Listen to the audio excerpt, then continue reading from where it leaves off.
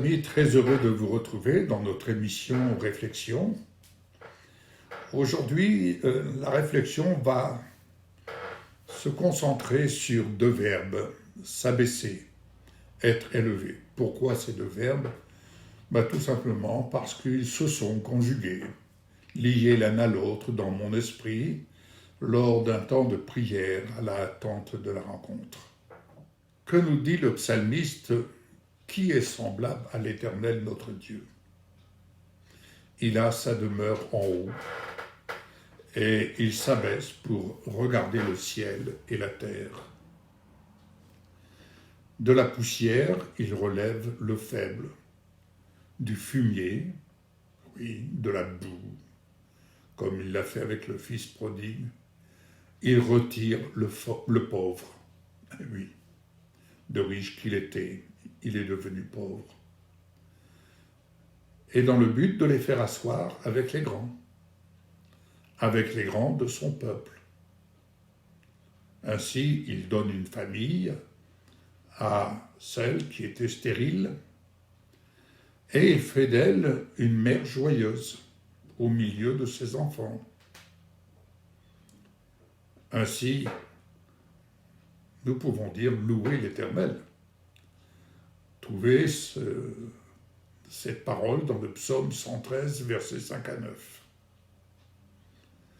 Alors nous pouvons dire en ce jour, Adonai notre Dieu, que tu es merveilleux.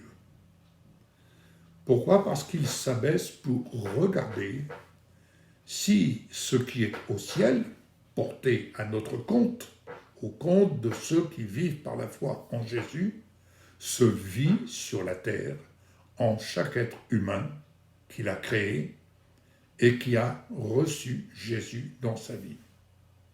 Dans quel but?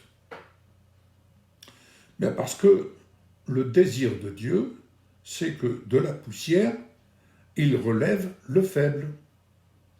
Du fumier, il retire le pauvre. En vue de quoi? Mais en vue de les faire asseoir avec les grands, c'est-à-dire ceux de son peuple. Pensez au peuple d'Israël. Mais pas de ce monde. Ceux de son peuple sont ceux-là qui, par la foi, ont triomphé de ce monde de ténèbres et qui ont salué de loin les promesses de Dieu qui nous sont réservées, à nous qui sommes parvenus en ces temps. Car ces temps que nous vivons, béni soit le Seigneur, il en est l'auteur et c'est lui qui nous soutient. Ainsi, l'Éternel appauvrit et il enrichit. Il abaisse et il élève. C'est ce que nous trouvons dans 1 Samuel 2, verset 7. Oui, merveilleux Seigneur Jésus-Christ. Tu t'es abaissé, Seigneur Jésus, jusqu'à nous, alors que nous étions dans l'incapacité de nous racheter de notre vaine manière de penser, d'agir, donc séparés de ta gloire. Tu t'es abaissé, Jésus s'est abaissé, afin que son œuvre de justice soit pleinement élevée par sa mort et sa résurrection. C'est l'œuvre de Dieu notre Père. Oui, c'est l'œuvre de notre Dieu, Adonai, Dieu d'Israël. Ainsi, dans cette relation en Jésus, nous retrouvons notre Père bien-aimé.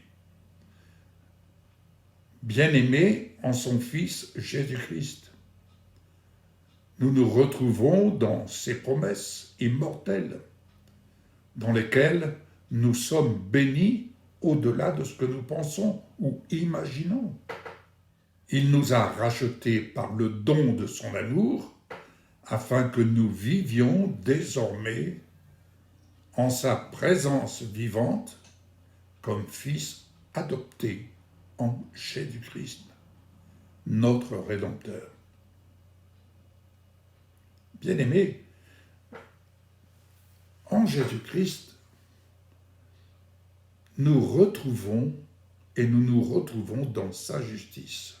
Oui, bien-aimés, devant sa justice, abaissons-nous, car sa justice a été pleinement satisfaite par l'œuvre de son Fils bien-aimé et Sauveur et Seigneur de notre vie, Jésus le ressuscité.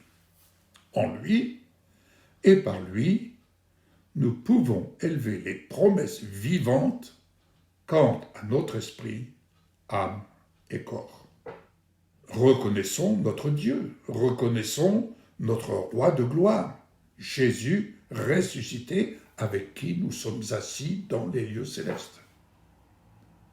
C'est lui qui sauve son peuple, qui s'humilie, qui abaisse les regards hautains. Oui, l'humilité précède la gloire. Psaume 18, verset 28. Ainsi, l'Éternel soutient les malheureux. Il les soutient pour les faire asseoir avec les grands dans les lieux célestes. Toutefois, il abaisse les méchants jusqu'à terre. Psaume 147, verset 6.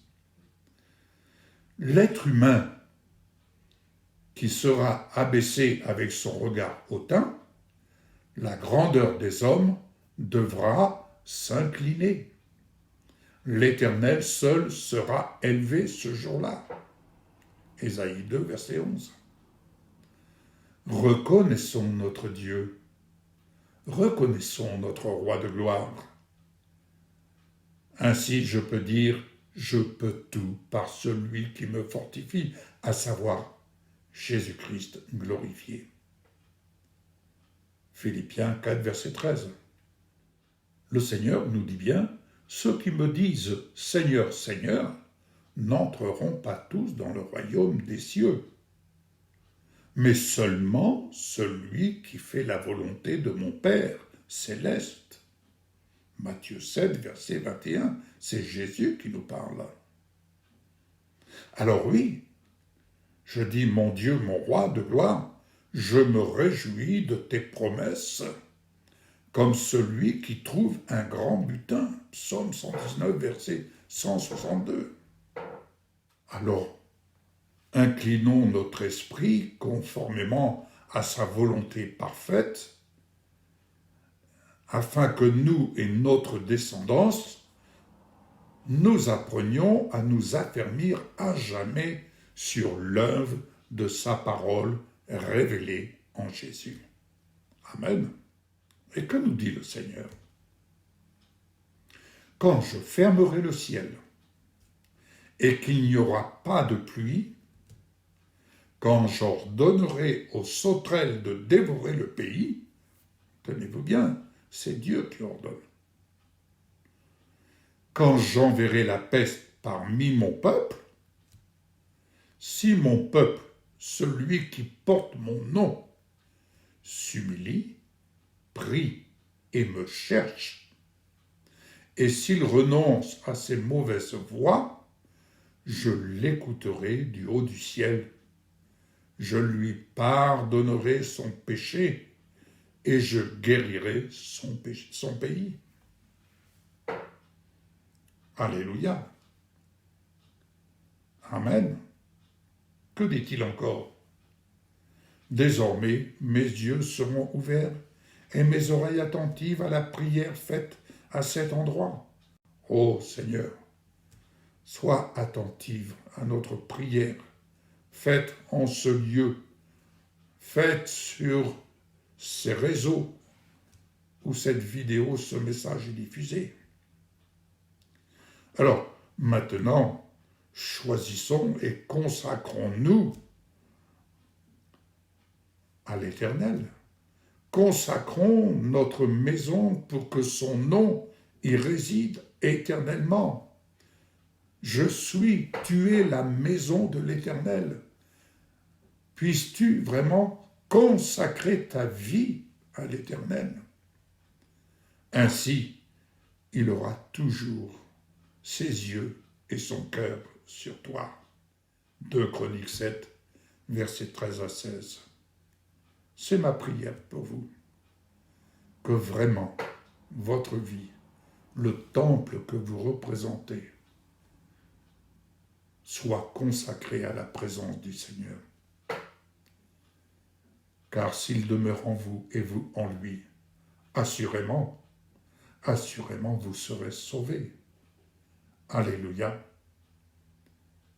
Merci Seigneur pour ta parole qui vient toucher ce cœur, qui entend ta parole. Merci pour cet homme, cette femme, cet ami. Je pense à vous qui êtes dans la pauvreté spirituelle, dans la pauvreté matérielle, qui êtes couché sur votre lit de douleur, qui êtes touché par la maladie, qui êtes touché par le deuil, et qui attendez une parole bienfaisante pour votre âme, une parole de consolation, une parole qui vous relève. Oui, vous pouvez dire, je puis tout par celui qui me fortifie en cet instant. Je puis tout par sa parole, avec sa parole. Je puis tout en Jésus-Christ qui me fortifie, parce qu'il est vivant. Il est Dieu au-dessus de tout Dieu. Il est Dieu au-dessus de tout Dieu, car lui seul a triomphé du prince des ténèbres. Lui seul a triomphé de la mort.